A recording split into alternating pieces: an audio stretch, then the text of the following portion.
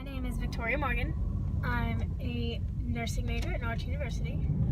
I have been writing poetry about since middle school. I definitely started using it as an outlet, like just free writing and not really having a purpose or like an intention in my writing, but as I've gotten older, I've had more experiences,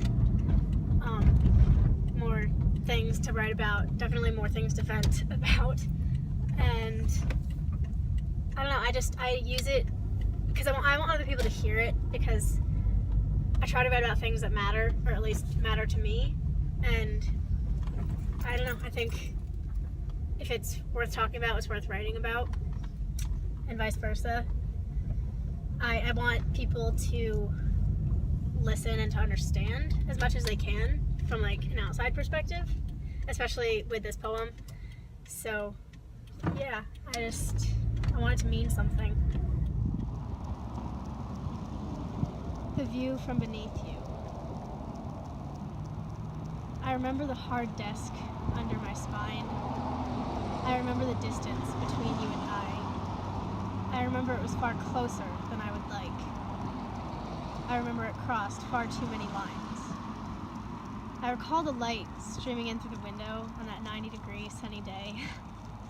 I was wearing a dress, which you said that you liked. I didn't like the way you put your eyes on me as if they were your hands. As if I were yours already, and I most certainly was not. I wish I'd never trusted anyone that much, or been so naive to have believed in such childish things like he won't hurt me. Well, I was wrong, and I couldn't feel more at fault, but you see, that is what's wrong. Because there's nothing wrong with me, just with what you did to me on your desk with the sun streaming in.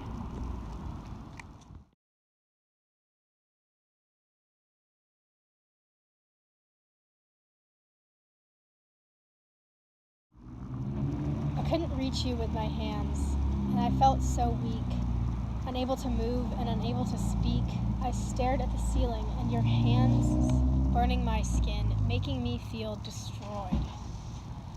The sensations I wish I hadn't perceived, for they were far too strong for me to keep buried inside, is where I wished them away, but the memory will somehow always stay, making me stronger each and every day.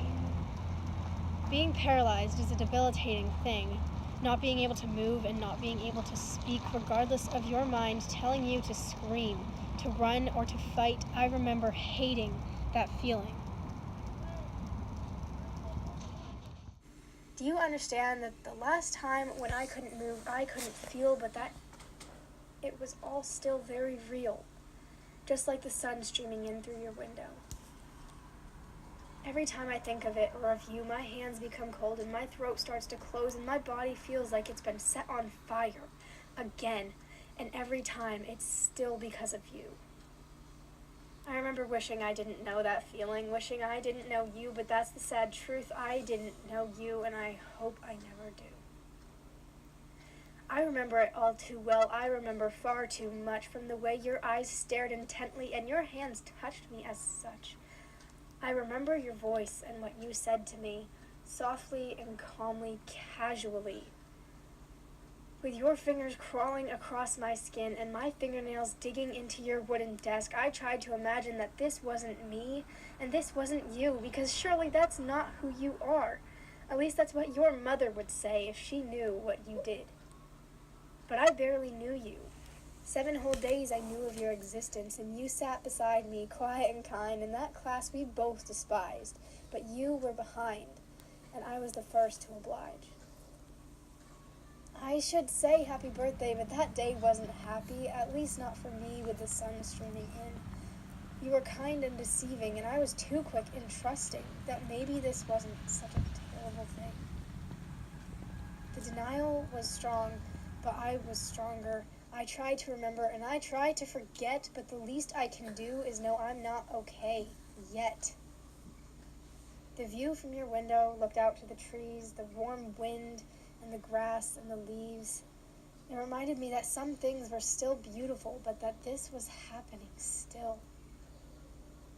As I stand again in that dress, I can't help but imagine the threat, the possible actions that you possess, and for some reason, maybe one day you'll regret.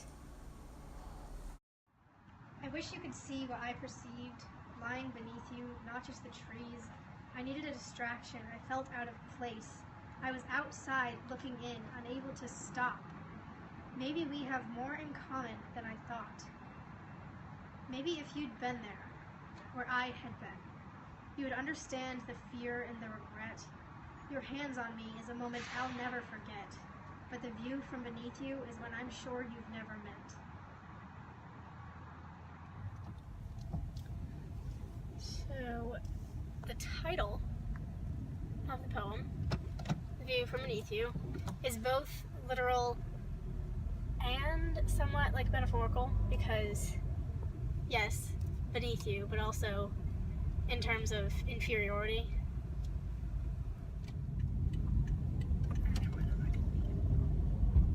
It's been something that I've always been passionate about, even before I decided to write this poem, before it happened to me or anything. I think it's an important thing for an outsider to understand, or at least attempt to understand, because there's many people that just blindly judge it or anything without actually understanding it or experiencing it, and I think that's really important. It's just important to talk about.